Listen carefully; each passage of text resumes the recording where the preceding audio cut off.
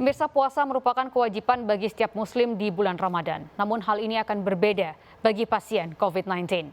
Majelis Ulama Indonesia tetap menyarankan pasien COVID-19 bergejala ringan dan OTG untuk tetap menjalankan ibadah puasa. Bulan Ramadan menjadi bulan yang dinanti seluruh umat muslim. Di bulan inilah ibadah puasa diwajibkan bagi umat muslim. Terlebih Ramadan kali ini merupakan Ramadan kedua selama masa pandemi COVID-19. Sejumlah pasien muslim juga tengah berjuang melawan COVID-19 di bulan Ramadan kali ini. Majelis Ulama Indonesia menyarankan pasien COVID-19 yang bergejala ringan dan pasien tanpa gejala atau OTG tetap bisa menjalankan ibadah puasa. Namun mereka tidak diperbolehkan menjalankan ibadah secara berjamaah di luar rumah atau tempat karantina karena bisa menularkan ke orang lain. Sementara bagi pasien COVID-19 bergejala berat, Majelis Ulama Indonesia tidak menyarankan berpuasa karena akan berdampak pada kondisi kesehatan. Kalau dia sakitnya tidak berdampak kepada aktivitas puasa, ya dia tetap puasa sebagaimana biasa. Kemudian kalau kondisi sakitnya berdampak parah jika dilakukan puasa, atau puasa baginya berdampak kepada kondisi kesehatan, maka dia boleh untuk tidak berpuasa. Menurut Asrorun Niam, pertimbangan dokter juga akan menjadi rujukan apakah seorang pasien COVID-19 bisa berpuasa atau tidak. Pasien tetap disarankan untuk berkonsultasi dengan dokter saat memutuskan untuk berpuasa.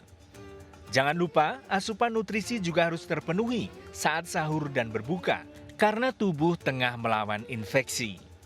Dari Jakarta, Tim Liputan melaporkan.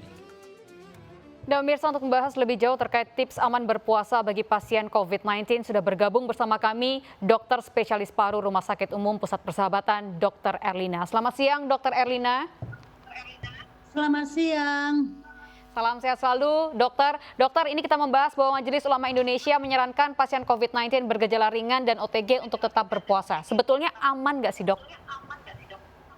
Ya, jadi begini, kalau untuk pasien-pasien yang tanpa gejala, saya kira untuk berpuasa itu aman karena toh tidak diberikan obat-obat khusus, hanya vitamin-vitamin dan suplemen dan disarankan untuk beristirahat. Jadi memang bisa berpuasa. Tetapi, nah ini saya ingin menyampaikan untuk yang bergejala ringan tetapi kalau gejalanya berupa demam atau sakit kepala, nah ini mesti kita obati, kita berikan obat penurun demam, diberikan obat anti nyeri, dan ini kita nggak bisa menunggu obatnya diberikan pada saat berbuka atau sahur.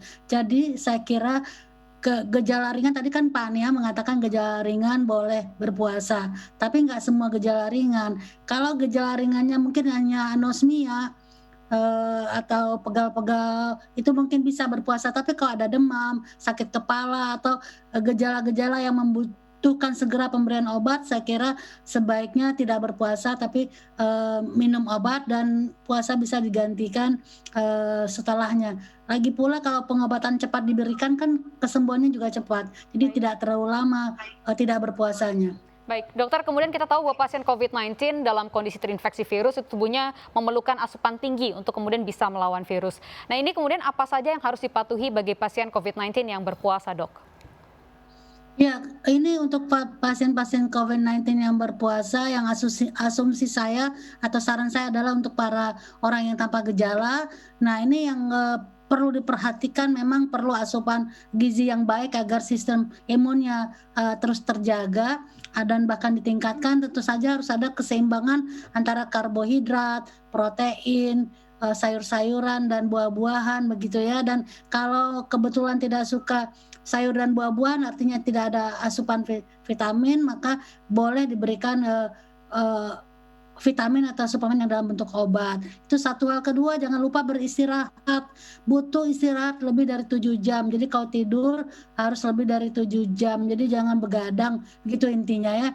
Kemudian juga karena Anda adalah OTG yang punya potensi untuk menular, ya jangan mengikuti aktivitas yang keramaian seperti sholat bersama, tarawih bersama, dan kalau makan pun juga saya sarankan saat makan jangan berbicara karena orang OTG itu juga menularkan. Ya itu tadi dari sisi kebiasaan dan salah satu lagi selain istirahat, makan makanan yang bergizi, cukup minum juga ya dan kalau sudah berbuka jangan merokok karena merokok itu menurunkan sistem imun juga ya.